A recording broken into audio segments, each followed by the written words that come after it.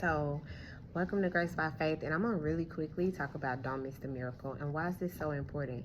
Because this is the week that the world missed the miracle of Jesus Christ. Like, we missed it.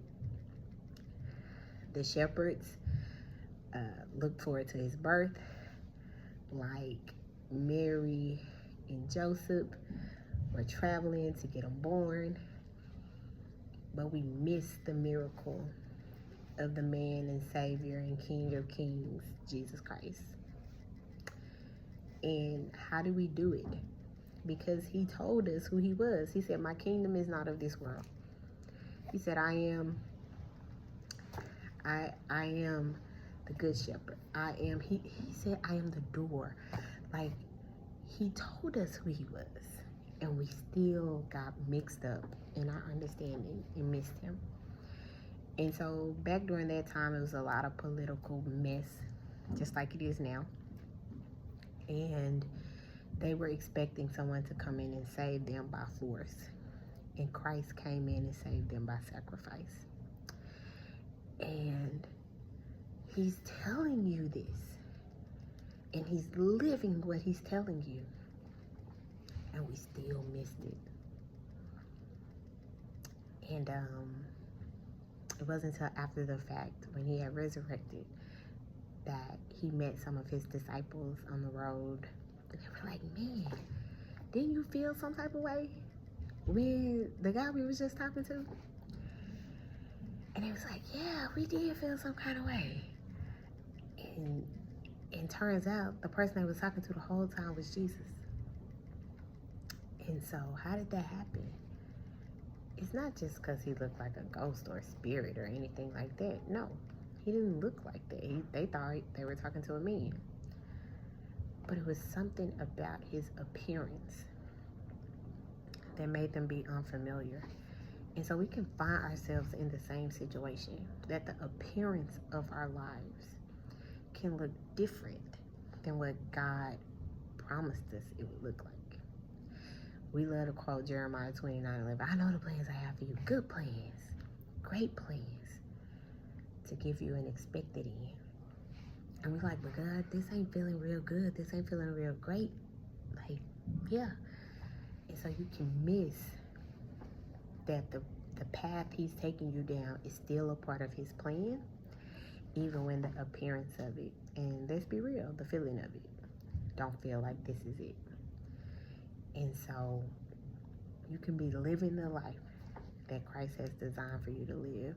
You can be doing the things that Christ died on the cross for you to do.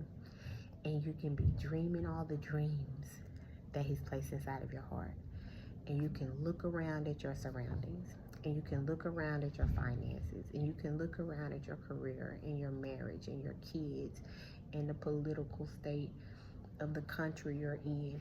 You can look around at these things and say, this don't feel like I'm where God needs me to be. And I don't want you to miss this miracle that he's doing in your life. Because that is the paradox of the promise. That it can look so unlikely and it can still be true. So I want you to trust that if God proclaimed who he was, lived that thing out, died it, resurrected and ascended back to the throne, that he kept his word. He was true about who he was and what he came to do. He just didn't do it the way we thought he was going to do it. That if he can do that for our souls, for our salvation, y'all, he can do that for the success that he has planned in our lives too. I am doing something that I was hell-bent on not doing. I tried to go through a fellowship to start a school, and I was one of the last finalists. It was me and another guy. And got to the end and they told me everything about you is right, except for you have not worked in a school. And our data suggests that the best founders for schools are the ones who've worked in it. And I said, yeah, I'm not going to work in a school. First of all, people in schools don't be making over 6 figures. I'm not doing that. I'm not going backwards in my career. Like, I got everything I need competency-wise to found a school. And here I am, substitute teaching. Almost 5 years after I was rejected from the fellowship. And I was hell-bent on not being here. God brought me back here. And I am learning so much. I do not believe that it would be possible for me to found an education institution and not be sitting in the seat that I am in right now. And I could have done it, but I don't know if I would have been able to do it well. Don't miss this miracle. The path that He has you on is the perfect path for you. And if you hang tight with Him,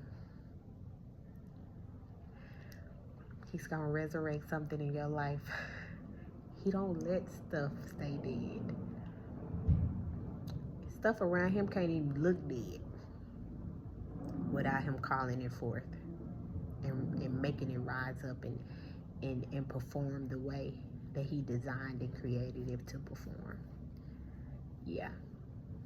You can just ask the crippled man that they lowered down in the bed, the woman with the issue of blood, the woman bent over with back problems in the Bible, Lazarus.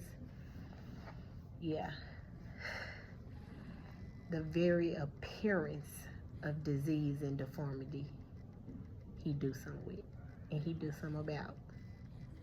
Trust Him. I'm trusting Him too. We can trust Him together.